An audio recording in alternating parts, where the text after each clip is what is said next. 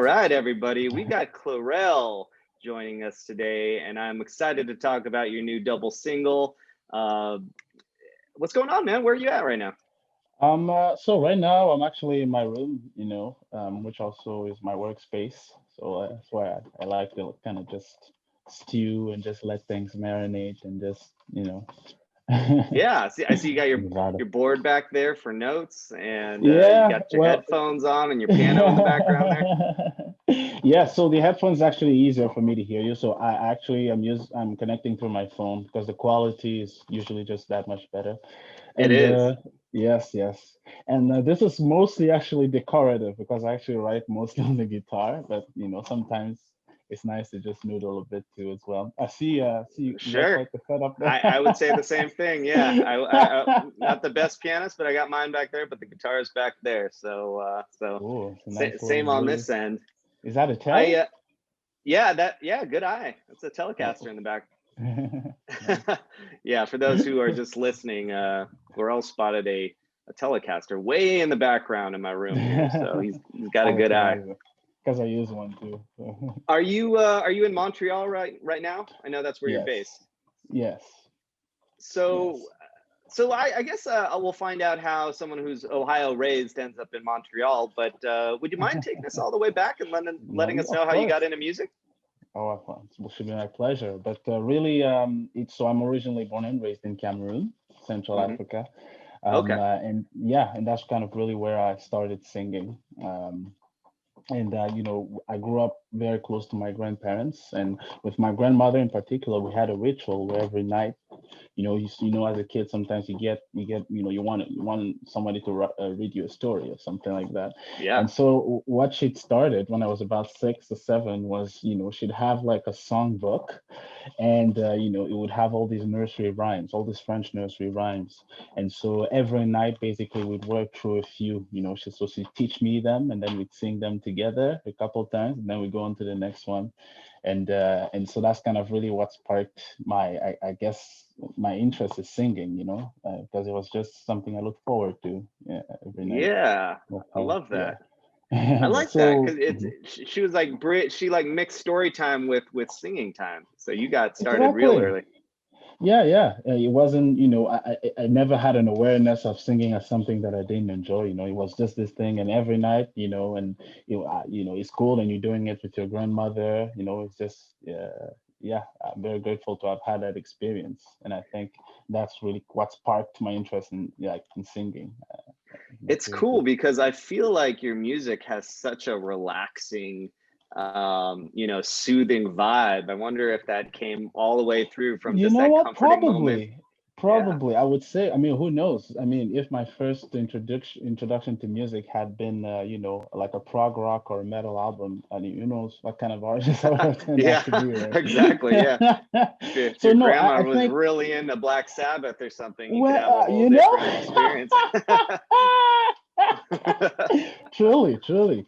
But yeah, so I think possibly that's related to that too. It's like you usually be nursery rhymes, and I mean, eventually later on, I got into different kinds of music as well, so I was able to broaden my taste a little bit. But it is true. I'm definitely drawn to kind of more relaxed and calmer atmosphere. It might actually have to do also with, because so this is how I started singing as far as like actually, playing guitar along with singing. That came later in college, when I wasn't actually in the States, in Ohio. And once I picked up the guitar, I was basically trying to arrange songs that I knew in a way that I'd be able to sing them, So I couldn't Mm. play, my playing was very basic, so usually that transformation would make me sing songs in a slower, more sultry style. And I think eventually that's just kind of what developed as my go-to, in terms of That's flavor.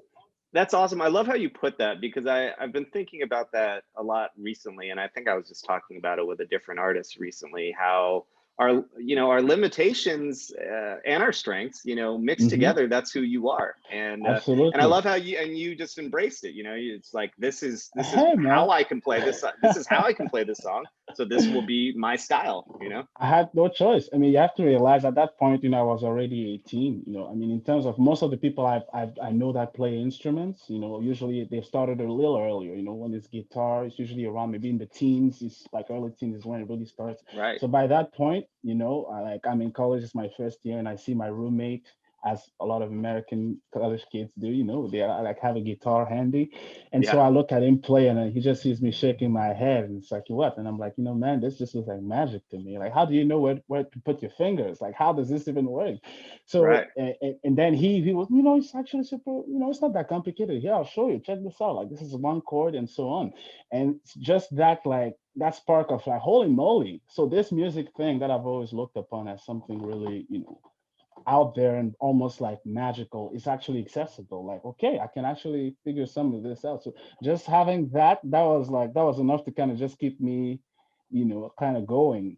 So like it felt like magic, honestly. Yeah. I mean, yeah, Still college, does. that's a late start for a lot of musicians. Were you doing anything musically besides, singing along with family members casually before that? Well, well, I did because this would have been basically a year after my family moved to the United States, and so the year prior I'd been at the high school in New Jersey, and I'd actually started singing in choirs there, and it was sort of like the activity that really helped me even like socially break through, I guess, as a new immigrant, Mm, and I continued to do that for a couple years in university as well. So at that point, that had been really my real sort of stage performing musical experience.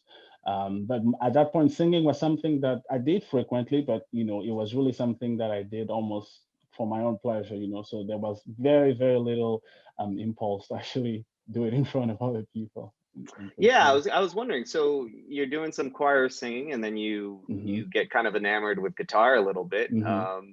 When do you start thinking, "Hey, I would like to do this in front of people. I'd like to make this my thing." So, obviously in a college environment, especially at the first year, there's a lot of like movement. People kind of go and visit each other's dorms, hang out a bit, get to know each other. So Yeah. frequently, I started noticing that, amongst the group of friends that we had coming over, oftentimes some of them would ask me, to play, play a song or two, and they Sure. always seemed so happy when I did it. And I remember one day was, I think, my third year, and there was a talent show going on. It was a Greek life fundraiser, so sororities and fraternities. I don't know if our Right. Canadian Right. listeners will know, but so and I was one of the, I guess, one of the acts of that talent show, and I just picked a cover of a French song that I'd grown up listening to back in Cameroon, and I performed, and I just played the one song, and the reaction really kind of really surprised me. People seem to have really enjoyed that, and I think that was probably the first time when it appeared to me that, okay, like I was doing something that could really connect with people, in a meaningful way. Right. Right. Yeah. And so that, and I mean, that's a little nerve wracking doing it solo too. It was just you and a guitar up there in front of the whole kind of Greek Yeah, section. yeah. But like I said, that's literally how I started playing music, like, when it was Mm, just me in my room, like with those couple chords that I knew, trying to looking up chords on the internet, trying to figure out these songs that I knew. And that's really all I'd done. So I never really played in a band or anything like that. So it actually felt and still does feel really, really comfortable for me. Like I have very, very little anxiety in that kind of setting, that actually. makes sense. Because if that's all you know, then then there's nothing Exactly. to compare it to, As you and you said, yeah. and Yeah. maybe joining a band would be more nerve wracking because then you got to make sure you're in line with these other Yeah, guys. with everything else. Yeah, Yeah, yeah. your style I think lends itself really nicely to just kind of that relaxed, solo, Yes. one man and his guitar kind of thing. You have more, I guess, more of a control over the feel and the flow, and it's a little more forgiving, right? Because then you can just really kind of play with dynamics and like really communicate something nice that way. But it's like you were saying, it's probably a case of the weakness that feeds into the strength and vice versa. Totally. Yeah. So it goes well and you're like, hey, I got something here. So I assume you keep doing it and you find other shows. So how do things transition from having a pretty good show in front of some friends and some sororities and frats to something a little bit more substantive?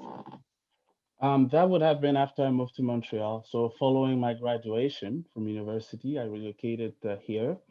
And after sort of like a first year of sort of getting acclimatized to my surrounding, trying to figure out just what I was going to do, because you know, this is, you're out of college, suddenly you actually have to be somebody and do something and actually think about that in a very serious way.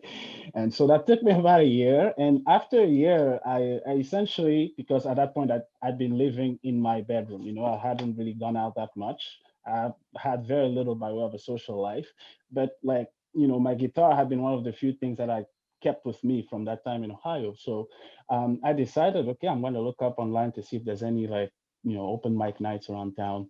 And I found one. And then I went, you know, and I met some friends there. And one of them told me about another one that was happening, you know, the next day, like in another place. And so that's kind of how I just started, just really playing the open mic circuit in town pretty heavily. And eventually, as more, and, you know, right away, you know, I really felt, I really received a really nice response, you know, really warm reaction. Started, you know, almost everybody that I know that's not family here in Canada, I met from like, you know, that time, really. And that eventually led to other opportunities, you know, playing in a band, like being a lead vocalist in the band and performing at various functions, you know, various like, you know, things like weddings and other events like that. So that's when I sort of realized that there was something, you know, there was a real value to what I did for, you know, for other people. So that sort of got me really interested, because at that point, compared to all the other sort of professional projections I had for myself, you know, music hadn't really been one of them. But I was just at a point where it just felt nice, and the people across from me were reacting nicely to it. So I felt, really, why not? Yeah, I mean, your music, if it sounds like your music would be a beautiful accompaniment to something like a wedding. So I feel like you got a nice sound that can go in a lot of these different areas. Whereas, you know, if you're kind of a booming rock band or something like that, you know, you have to choose your venues a little bit more selectively sometimes. But how was it? I mean, because I was just talking about this recently. I recently got engaged. So wedding things. Oh, thanks. Yeah. But recently been talking wedding things and how automatically when you put the word wedding in front of anything, the price gets jacked way up, including musicians probably. So how was the wedding gig thing for a while? I imagine going from playing like smaller open mics to maybe playing some weddings, all of a sudden you're like, oh, this is real money as a musician, maybe, hopefully.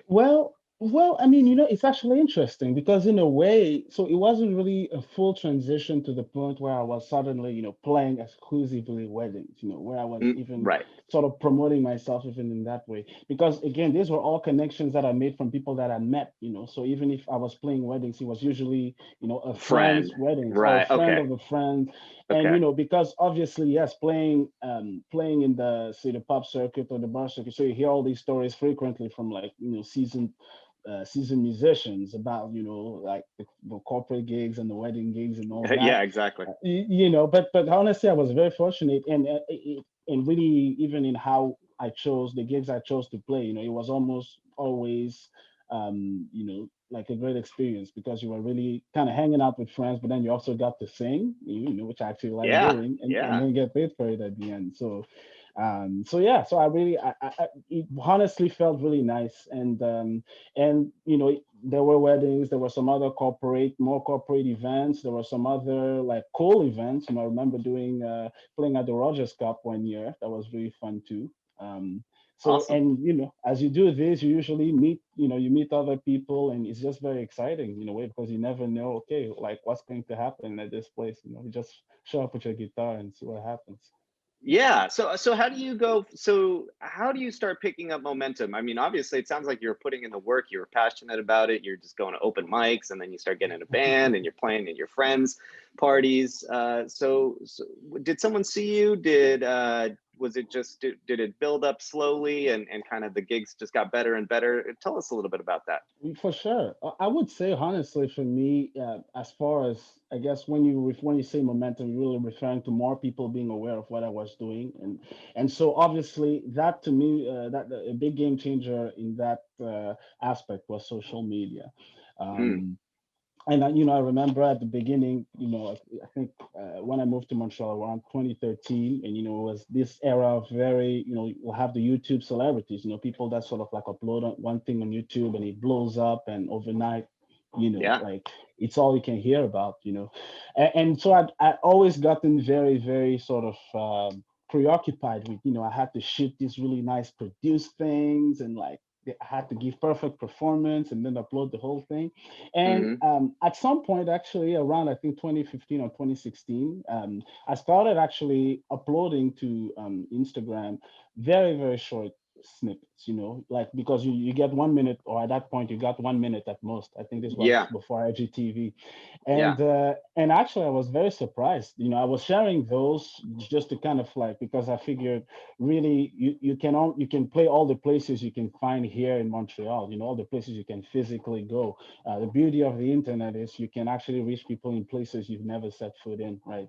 And Right. so I started posting to Instagram and other social media, and actually that's that to me was a revelation, in the sense that I realized that what I did was enjoyed by not only by just people that would obviously be in my actual reach here, physically Hmm. speaking, but also in other places, in other countries.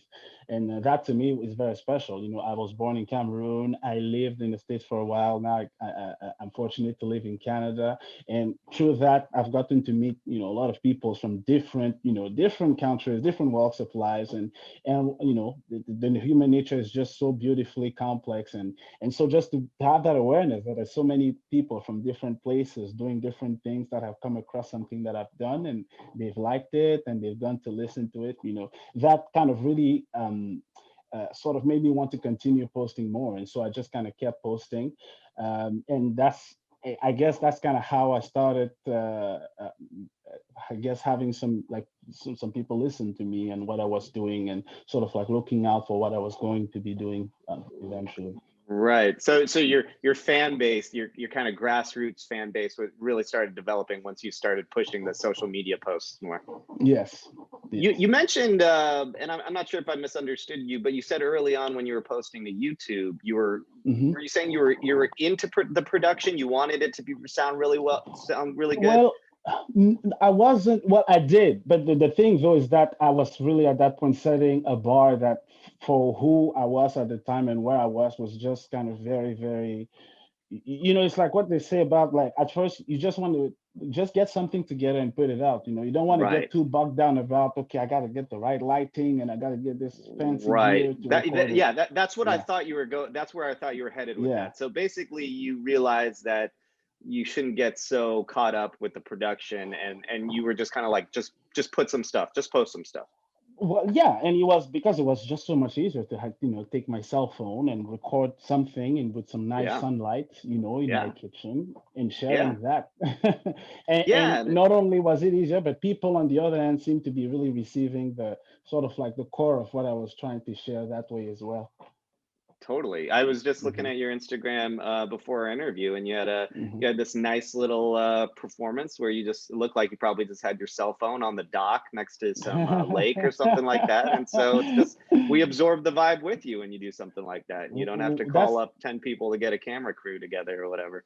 That's the idea, yeah. It's just, although that can be nice, like with the right context and content, and I'm sure we can all appreciate, especially more so today. I feel like even the cell phones that you buy today are equipped to do so many beautiful things already, that would have Yeah, taken a whole crew, yeah, even just 10 years ago. totally. So yeah, thankfully you don't have to choose it that much more. So it sounds like that was the key to it kind of picking up momentum, was you realizing, hey, I'm just going to post the best video I can do by myself with my cell phone, kind Exactly. of taking Yeah. that same approach that you took early on, which is just, it's me and my guitar. Now it's me and my guitar and my That's cell it. phone. Well, no, in a way, yes. And I mean, again, at the core of all this is, why I was even driven to do it in the first place, and why I was, driven to perform in front of people was because I realized that whenever I was doing it, I was just the positive reinforcement was just enormous, because like just feeling that you're able to do something that makes people feel that well, and like without really taking anything from you because you also enjoy doing it. I just feel that's really, really special. It's really special Sure. and really rare, and so many of us look for that, in something like that in our lives to be to feel good in. So I just feel very, very grateful. So I just feel like I've just been following what was in front of me. Very Yeah. little Well, design. Yeah. it's been the right path because somewhere along the line, Stephen Colbert caught wind of you and had you on his show. Tell us about that because that's awesome. So, what happened was I received an email in October from a production assistant on the Late Show, Wow. asking me, if I if I had a manager, Uh-huh. and at the time I didn't yet, and I saw, she had her handle at CBS, and I'm like, why? I was in Toronto at Uh-huh. the time, like CBS, like what? Oh, but sure enough, I looked them up, and they were working. They were on the production for the show, and so eventually, I got back to them, and they mentioned, oh, really liked what you were doing, and we're wondering if you'd be interested in participating in this online series, performance series we've had for the show, Play at Home, and Yeah. I picked my job from the floor and try to figure out. And then I think we had a few days, I think maybe about a week to sort of like record something and then send it to them. And so we got that done.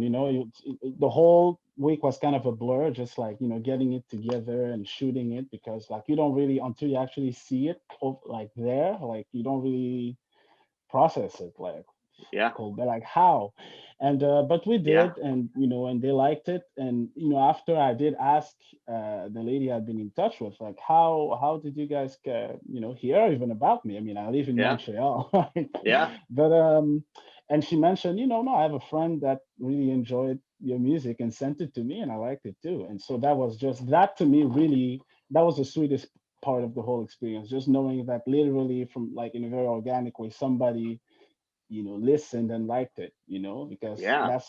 that's the biggest compliment you can receive, for people to just react to your music based on how it makes them feel. Totally. I mean that's so exciting. Congrats on that. That's Thank you. huge. And yeah, I know what you mean. Just when someone on this show who books the show, their friend liked you and said, "Hey, why don't you Yeah, guys get this guy?" And they yeah. did it. And it's, I mean, it's what you hope will happen, right? But Yeah. until it does. And Yeah. yeah, I mean, and once you start spreading just word of mouth like that, you're doing the right thing. Which brings us to your newest double single. Tell us a little bit about "Talking About Love" and "My Anthem," which is your newest double single Yes. that you released recently. Right. So that's a pair of song that I wrote like in like about I think end of 2019.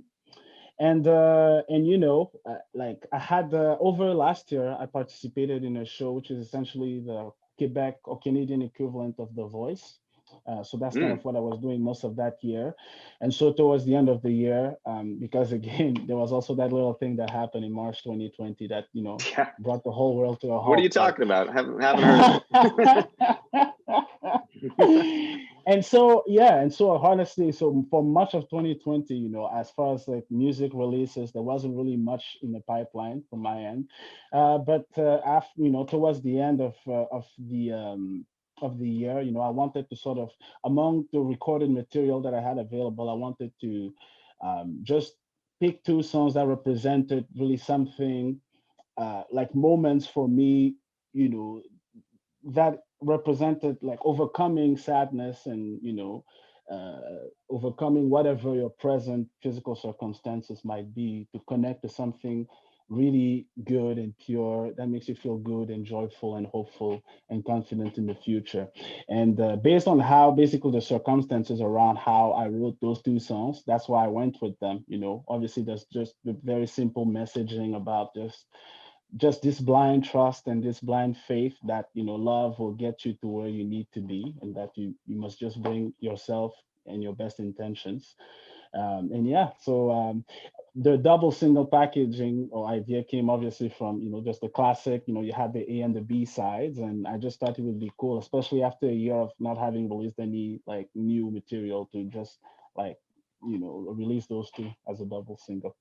Yeah, well, they sound great, and those songs Thank and you. your music in general is just beautiful, and it's soothing, and it's calming, and it's just what we need in a Ah, year, and hopefully not too much longer of just anxiety and uncertainty. Where do you think you get that from? Because I to describe your music to someone who's never heard it, I just feel like it's great music to listen to, and mhm. in a situation like you were on your Instagram, like on a dock somewhere, or on the beach, or when you're at the park. It feels like Mhm. sunny day outdoor music to me. Do you feel like that when you're playing it? Do you draw inspiration from anywhere in particular? Definitely. I mean, it's honestly, because usually for me the melodies come first. So like there will be something about a melody that I'll find in general comforting, because when you're singing something like a nice melody, something that just feels it's there, it's real, and you can just really hold on to that. Like I guess that's Yeah, how music works in general. And so for me, that's kind of really what will sort of like drive that. That's kind of what, as a songwriter, I'm drawn to, when I'm singing something, is certain melodies. And I guess, yeah, in general, just also based on the music I know I've listened to, and the music I've grown up with, the music I still listen to today, it also feels like something where, like I don't know that many people that I can turn to have that kind of feeling in terms of like the music that they make, like, if you want the music to be amped up and to be really, you probably have, who you can turn to for that. So it's also exciting for me in a way to be able to present something that can just act as this sonic sort of oasis, for some people, because we're all very stimulated, in our everyday life, and we all have to react and respond to a lot of things, all the time. So for me too, it works as that kind of catharsis, to be I able love to that just term, tap into sonic oasis. There you go. A sonic oasis in a that. desert of craziness. Oh well, Stumble I mean, upon. it's no, but yeah. So So that's what I try to create. Yeah. tell us a little bit about, because you're going to be dropping an EP this year as well, right? So you got some more Yes. music on the way. Yes. And yeah, so there's been a few songs that I've sort of been like, because I'm always kind of working on them usually from the moment I have the idea. There's always some tweaking that happens right up until recording. So I've been tweaking with a few of these ideas, and I'm getting ready to release a collection of 5 of them. I find usually that's the big question for me in my very short recording history, is that I usually have different ideas that come from different places, and then my task, or part of my task, will also be to be able to um, just distill the essence of a few, and to see which one makes sense together, which ones will make sense as a collective offering, without feeling too disorienting, because I'm also naturally, because I've been listening to so many different styles, naturally sometimes I'm drawn to all kinds of different things. So there's almost like a self curation process that I have to go through. So that's kind of what's happening now. But yes, I'm excited to be releasing, an EP of new songs as well, to continue, sharing the beautiful music I hear. Yeah. Any idea? Is that maybe mid-year, later this year, or when are you thinking? Probably, mid-year latest, because Okay. again, I'm coming off a whole year of silence. So Yeah. my team has to kind of like, all I right, know. I think a lot. Yeah, I think a lot of musicians were like, "Do you take a pause?" And then everyone's kind of realizing, just gotta make it work until well, yeah, that's it. You just got to keep, I mean, because at the end of the day, whatever will come, and we'll have to deal with it. So, I don't know, because if you're a songwriter too, perhaps this feeling also, that, you're you. the song that excites you the most is the one that's happening now, right? The latest one that you're working on, Yeah, the last idea exactly. that really got you. So Yeah. so yeah, so it can be a challenge to kind of like stay in that mind space while also making sure that you kind of like continue pushing out, the previous kind of songs and recordings. Yeah, it's true. I've talked with artists, and they've, some artists who wait too long to put out music that they've already recorded, Right. and they say it's hard sometimes because if you wait too long, it no longer feels like you. Because just like anything, Exactly. your beliefs, Exactly. what you're into, changes so Yes. quickly nowadays that something you wrote or were feeling a year or two ago might not. You may have a totally different outlook now, and you Exactly. may not feel like it represents you. Yeah. So I know Yeah. exactly what you mean. Well, we'll look Exactly. forward to the EP, and you have a performance coming up in Thanks, Sean. February also. That's correct. Yes. So February 6th, I'll be performing. This is a virtual performance as part of the Hamilton Winterfest. So I'm Nice. excited All for right. that as well. Yeah, some live music, even if it's via the internet, is welcome in I'll take it. 2021. Yeah. Till we Well, can get the Clerel, real thing back. it's been such a privilege and an honor to talk to you. Thanks, I Sean. really liked hearing about your story. We like to close the interview by asking if you had one piece of advice for aspiring artists, what would it be? I would say, whatever it is that even made you consider becoming an artist, perhaps it's something that you did that really touched you in a special way, whether it's painting or singing or playing an instrument, whatever it is, just make sure you always keep whatever brought that initial spark. And perhaps that's the work you'll have to do just to realize what was it? Did I just like figuring something else, making something out of nothing? Do I help bringing life out of pre-existing work? Whatever it is, just make sure you always stay close to that because that's the one thing, like the buzz and all that can come and then it goes, but at the end of the day, when it's just you in your room, you want to still hopefully have that connection. So at least from what I from what I know so far, that's what I'd share. Right. That's great. Remember why you started. That's another way of Thank you. saying that. That's the Yeah. perfect what Sean said. No, you said it. I was saying it in a different way there, but it's true. And I think Beautifully. to think about that too is important, because if your reason for starting isn't a good reason to begin with, then you may want to reevaluate things. But if it's a genuine, sincere reason, then just hold on to that, like you said. Yeah, because then it's just, it's you and the art, then like external factors have less of a chance of disturbing that. Bringing it backward.